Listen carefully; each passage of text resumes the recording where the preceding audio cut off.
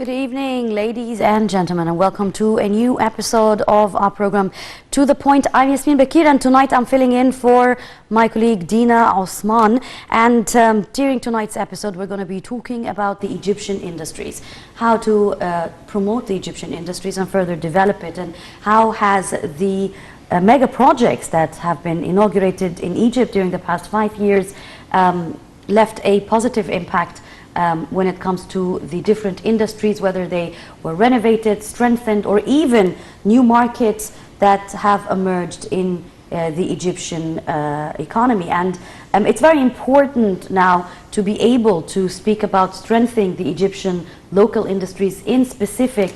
There's more further competition between the different companies or firms and industries. There is a lot of industries that are working parallel together in form of development, and that of course all pours into the economic cycle in Egypt, whether it is reducing the inflation rate, reducing the unemployment rate, giving better opportunities for the younger generation to be taking part in the economic cycle and development in Egypt. We are going to be talking about this from different perspectives and different angles. In the studio, I'm very delighted to have joining me this evening Mr. Raed Allam, corporate finance consultant. Thank you very much for joining us. Thank you. Now, it's always very interesting to talk about the Egyptian industries from time to time, because the more time passes, the more you see it from a different perspective. You see it develop, you see it grow, you see more competition. If I would ask you to give me a general perspective of how you see the Egyptian industry ongoing during the past couple of years, what would you say? Okay, to start with, we have to know that the participation of industrial sector in the national income is around 16 to 17% annually. Okay, and the whole products or the whole revenues is around 940 billion or something like this, which is a huge number. Now we have many sectors and many industries, okay, has been grown tremendously, and actually we can compete in the same, like steel, like cement, and so on. Meanwhile, there's others, okay, like small industries or something, need more support and more development to follow up. Okay, and by far, okay, we are originally is an agricultural country, but industry is very important even to complete the agricultural cycle, like food processing, packing, exporting, and whatever.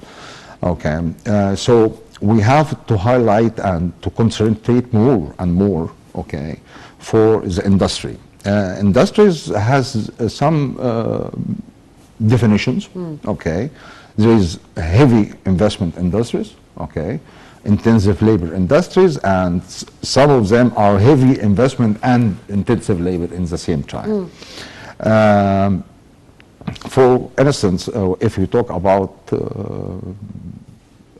knitting and already made garments, okay, it is heavy. That falls under textiles, you mean? Yes, okay, it's for sure it is heavy investment and intensive labor also. So if we talk about how to generate more opportunities, okay, we have to go either in some portion in this way, and definitely for the short and small industries or SMEs.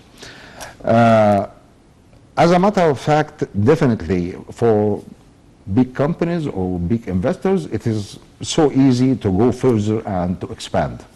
For small industries, definitely we need to have different approach or different way of thinking, okay,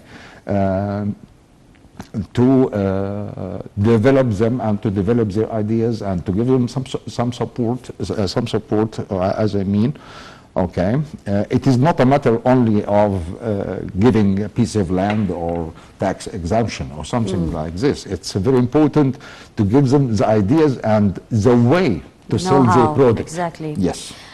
You've correctly mentioned a number of issues that I'd like to, if you'd allow me to take point by point. Now, there's different aspects when it comes to how well is a certain industry working out. Whether we're talking about the resources itself, we're talking about the manpower or the human resources itself, the human aspect, then you have the administration and the costs, and then the technology. So while Egypt is a very fruitful place where there's so much that can be done and a diversity of different industries, unlike any country around the world, the continuity of these industries to be on the peak and to still remain to be part of the national income is very challenging. Tell us more about these different aspects and how is this formula being balanced out today for the positive impact of these industries? Okay.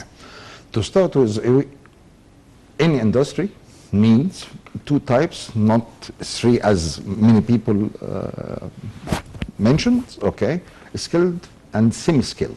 Okay. Skills and semi-skills. Okay. You said three, as maybe what was the third one? Non-skilled. Non-skilled, but that's very ironic. How would you have, it doesn't, it's like Okay. it doesn't exist. This is a problem. If we talk about certain industries or small industries or something like this, we have to talk about first thing is the labor itself, okay? Labor, it means that I need some skilled and semi-skilled, okay, to carry over or to manage, okay, the operation. Definitely we have to focus in the technical education, industrial secondary schools, whatever, agriculture secondary schools and so on. That's to enhance the capabilities of the skilled. Yes, and it could be even if it is acceptable if it is semi-skilled, because after a while he will be skilled. By okay? experience. By experience, by training and so on.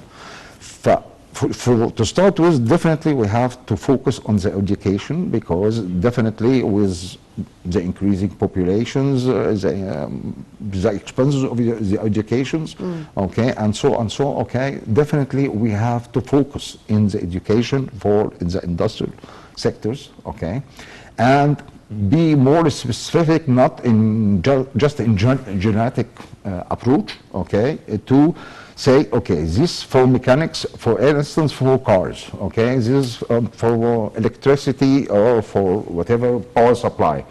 We have to focus in the specialist, not just, okay, he knows everything. No one can say, I know everything, okay. Second, okay, training.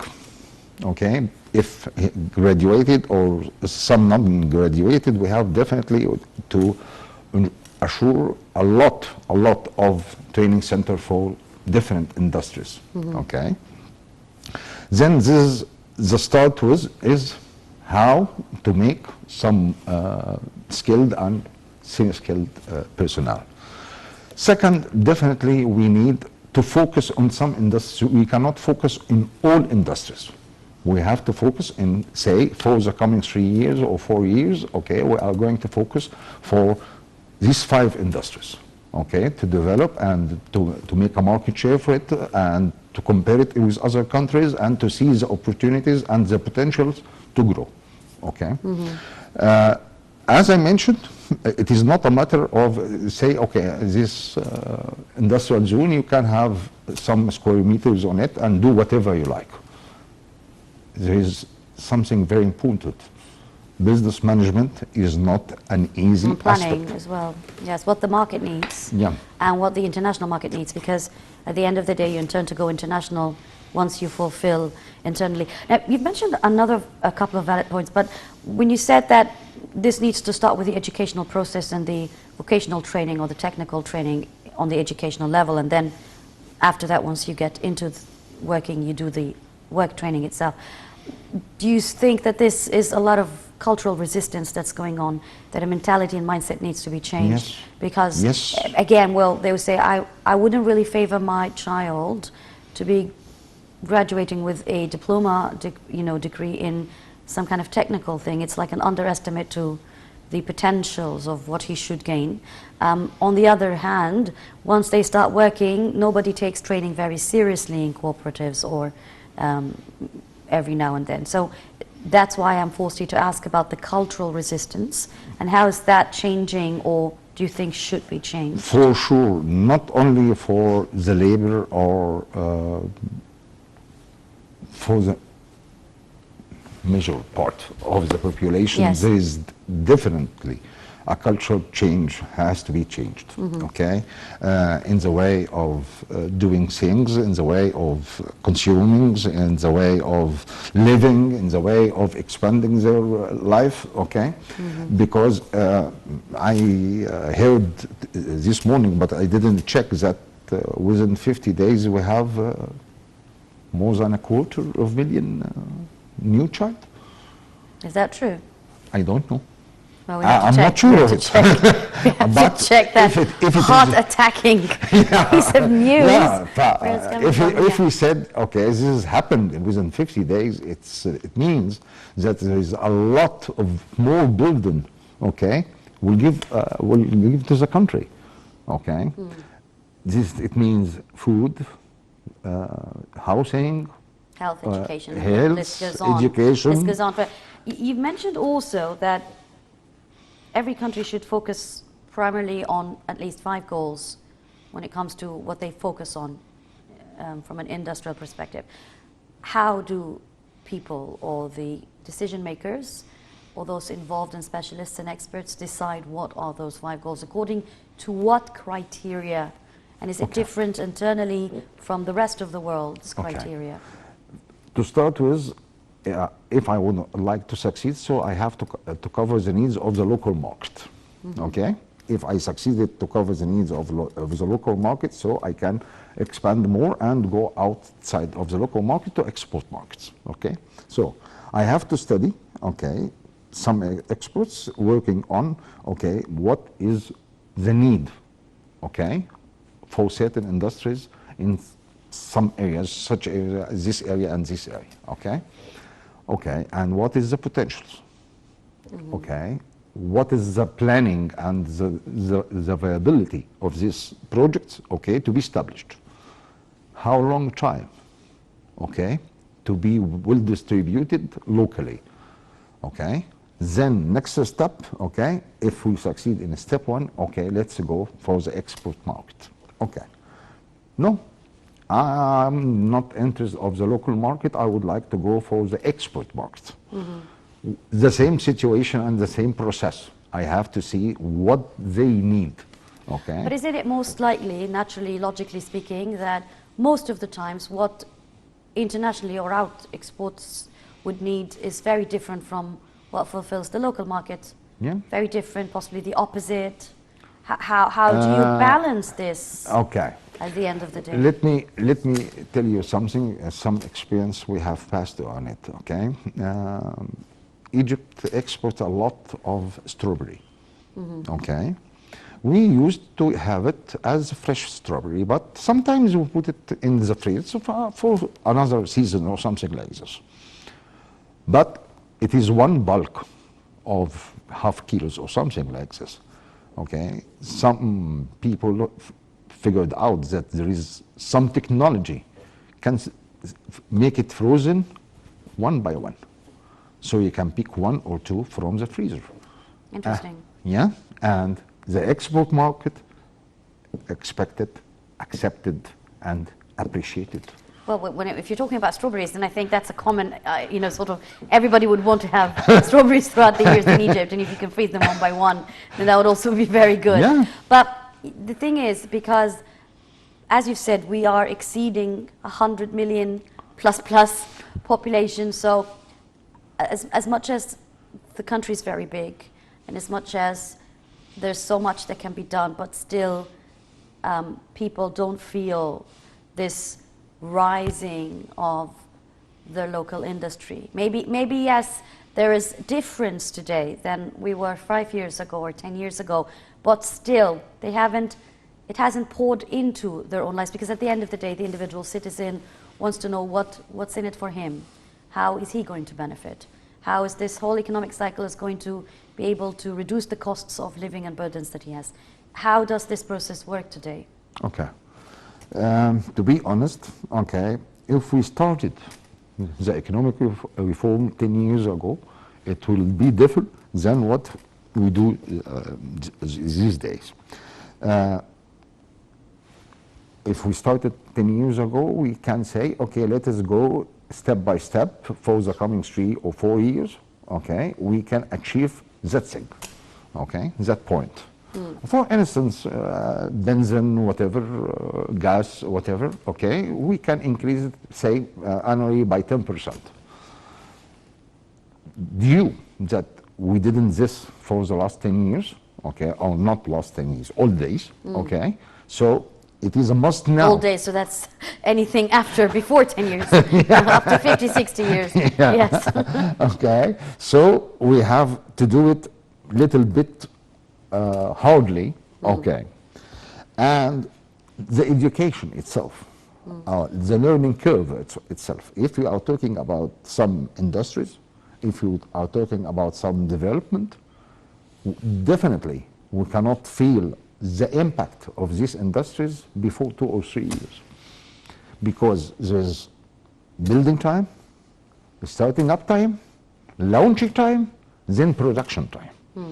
Okay, so if we talk about this, we talk about 3 years, 2 to 3 years, okay, minimum, okay, to say this product is good or this factory is performing. Actually, again, maybe after 4 to 5 years, I said, oh, okay, now we reach the break even, because you cannot push any machine or something, okay, from Beyond point its capability of time to 100. only. Yes, that's okay, true. so this is what I'm saying. Part of people, most of people cannot feel this because they have to understand what's the meaning of development. Okay, yes, exactly. We talk about there is mass of infrastructures, there is new cities, there is new industrial zones, yes. and so on and so on and so. But okay, how many industries has been participated in this industrial zone? How many families has been moved to this? And you still haven't reached, as you said, the break-even point, which take time by nature. Yeah. Well, speaking of time, because this is again one of the top strategies for the president and the decision makers in Egypt, is that you need to ensure that you would do and achieve your target and goal in the least time possible with the least cost possible, and that's very difficult to maintain in terms of an equation. However, as you've correctly said, there are several industrial zones.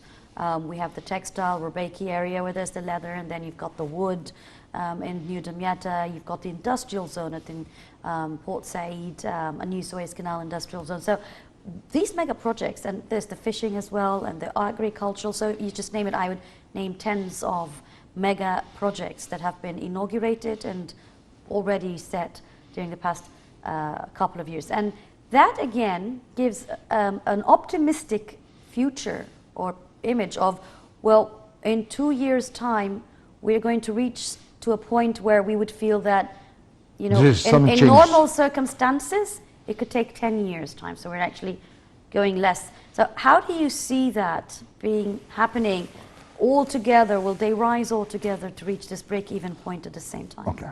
If I'm talking, for instance, for industrial zone, okay, the factor is how spaces or the percentage of spaces has been occupied and be productive.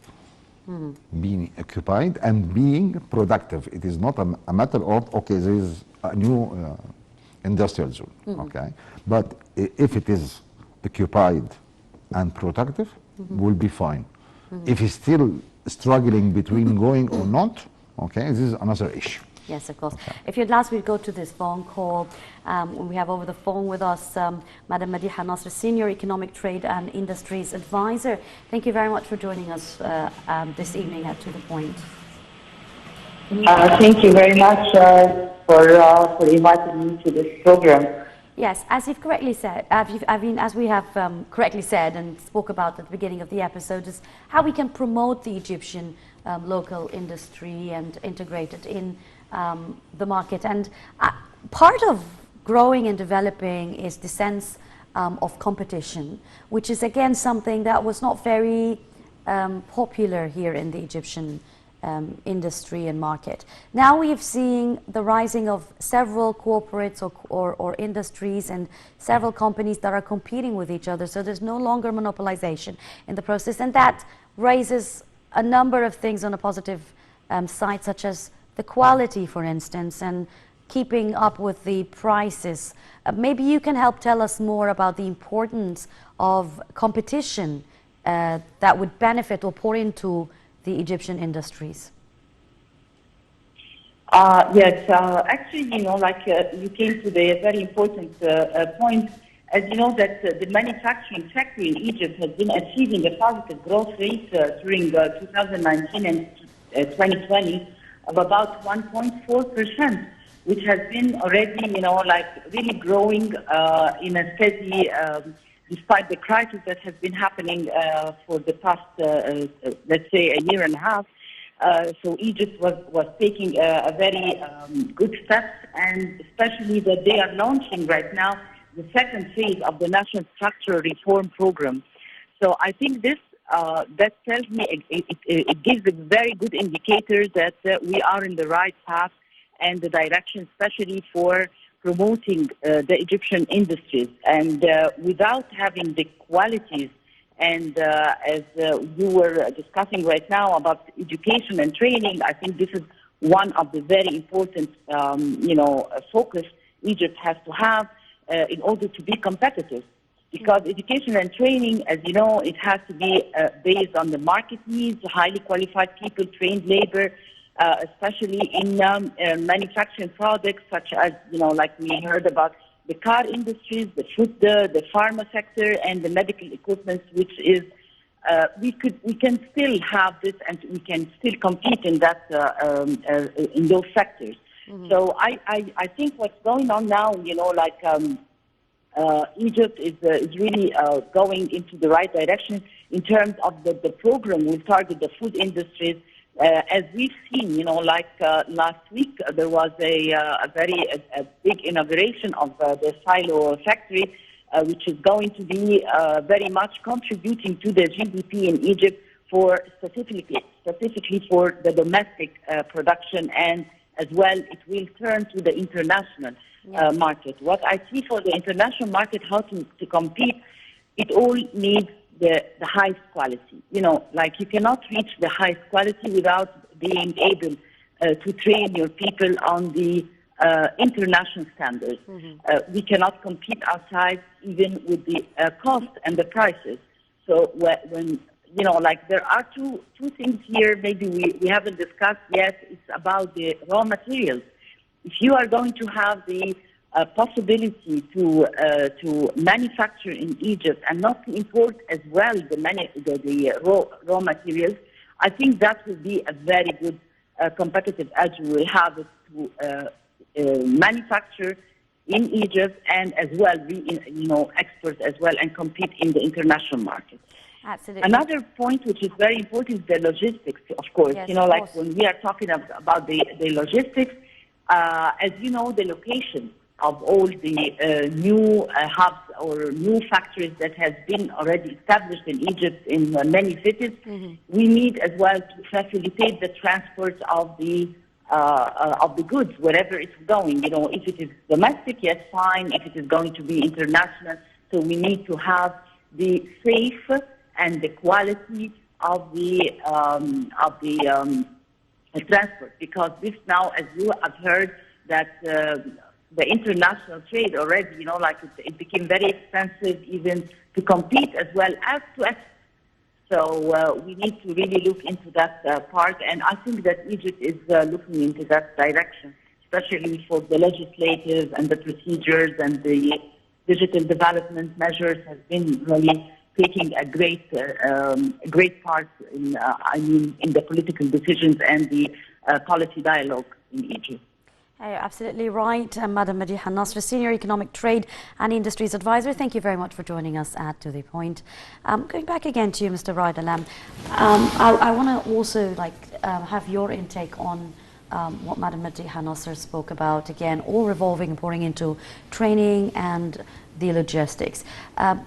to keep up with the rest of the world and to ensure that there's proper training, it's always important to share expertise from abroad. But to share expertise from abroad, you need to be using the updated technology, the artificial intelligence, and to have your employees or manpower ready to use them as part of the training. How do you see this process changing in this regard during the past couple of years? Okay, if you are talking about the private sector, definitely there is a good, remarkable progress in this area. But as many very intelligent businessmen, they said, I'm not going to buy the most updated technology. Okay, I'm going to make it the most updated -1. Is that true? Yeah. Why is that? Why? Is it a phobia of using it? Because I just experienced something similar with my new car. Okay, I'm very unfamiliar with no keys, no handbrakes. How am I going to use this car? Yeah, I'm still oriented, so I could understand where this is coming from. Why? Because any updating things, okay, it's there is trial and error on it, okay. There is maybe some bugs on it or something like this. So you need extra money to fix it. But if past 2-3 years ago about this technology, okay, I mean, let's wait and see what are the outcomes and consequences of using this update. Very clever. It's well established and knows everything about it. So let's go on it. Isn't 2-3 years, pardon me, quite a long time when it comes to the for the industry? competition of technology, because it's updated every okay, single day. let us differentiate between few things. If you are talking about industry, okay, there is big difference between industry and IT or computer science. Okay, this is something else. Okay, if you are talking about computer, so maybe it is -0.5, 0.2. Okay, but for the industry, no. This progress The process is a bit different. Yeah, it's a little bit, because the R&D on these industries or such industries is really expensive. Okay, and if you would like to see or to take it as an example, okay, about the vaccines for coronavirus. I was just thinking of the same thing when you spoke about it. Yes. Yeah.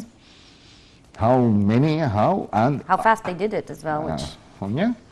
ironically is a bit too fast Yes. to be true. But again, you're trying to say it's because of the use of technology. Yeah. Okay. So to exchange experience, definitely in early ages, we did this before, okay, with Americans, with the Russians, and with the Polish people, and Why the Polish people? we exchange experience. They're very good in this regard, you mean? Yeah, yeah. Yes, that's true. Okay. I mean, especially when it comes to textiles. They're very good with that. And I'm not going to mention other countries, but it is Turkey also, okay?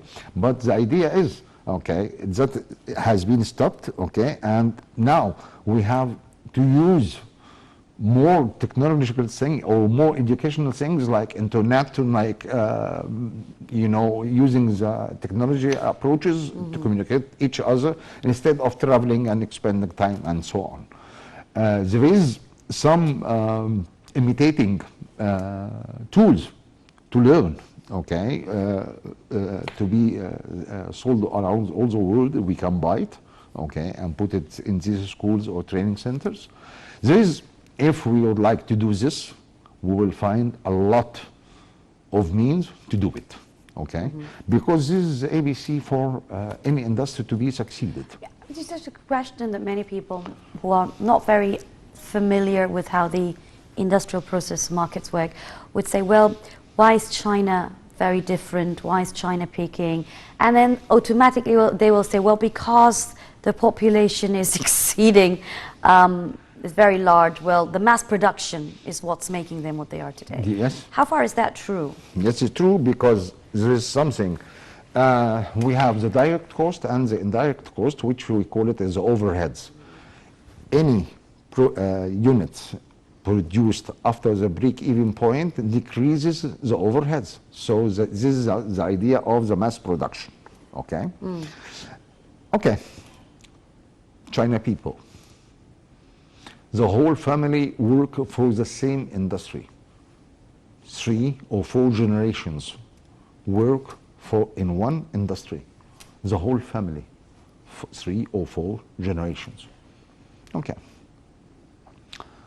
If you have up to 2 children, we are going to support them, we are going to educate them, we are going to take care of their health. Made a mistake and bring the third one. Even the first 2 has nothing with the government. Okay. You did your job, you will have your salary or whatever compensation. You didn't, sorry, you will not have anything. I believe even those who are jailed, they get to work to get to eat. I believe that's, so there's the system, you mean, it's a system. The system, okay. It's a system that makes it all work out. One day we export T-shirts to one of my clients export T-shirts to Germany, and the German client said, okay, we are going to export to import from China, and the price is less. How come they are not a producer of good cotton? Blah blah blah. Okay, so he traveled over there. In one village, okay, the Chinese exporter give the material, give the patron and everything. Imitated, identical, mass production, in no time. In their houses. In no time, that's what I was just going to say, a couple of days, mass production. There is no Oh my factory, God. there is no factory, there is nothing, okay? As commercial It's more definition, convenient for him, of course, it's a great as buy. commercial definition, there is 5% allowed if default in 100, in Yes, of every course. 100 piece, Yes, okay? that's a commercial system. The 100 piece is okay, coming from That's China. a 0% error.